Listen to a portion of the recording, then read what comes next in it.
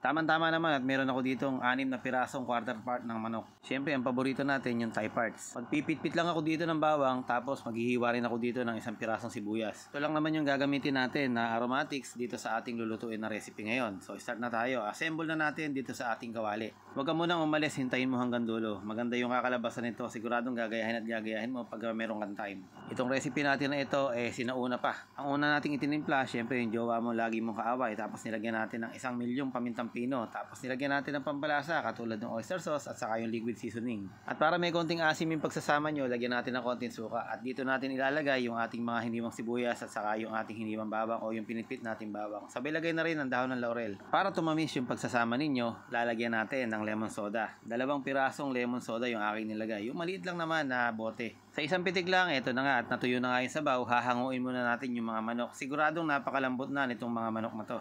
Dahil nga nag-reduce na yung kanyang sabaw, so kailangan itabi muna natin itong mga manok na to. Huwag muna kayong aalis at meron pa tayong gagawin. Yung sabaw, lalagyan ko lang ng bagong saing. Kahit naman bahaw, nagkatalo na. Mas maganda pa nga kung bahaw Nakabukas pa rin yung kalan natin. Kailangan talaga nakabukas para manuyo-nuyo yung ating mga sinasangag na yan. At syempre, kainaman ito, talagang lasan-lasa na.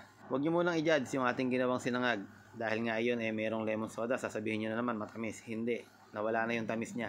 Okay, dito nga, yung ating mga manok ipiprito natin kasi kailangan yung adobong manok iprito natin dahil nga kung naaalala ninyo, pag meron tayong mga tira-tirang adobo nung araw, yun piniprito natin kinabukasan. Di ba mas masarap?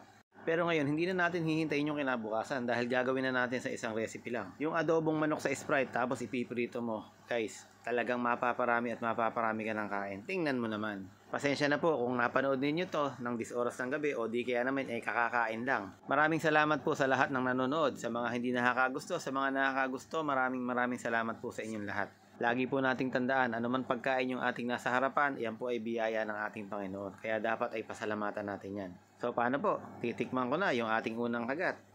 Ako, talaga naman palang mapaparami kain mo. Napakasarap. Yung tipong kahit hindi ka pagutom, pag naamoy mo to, sasandok at sasandok ka ng kanin.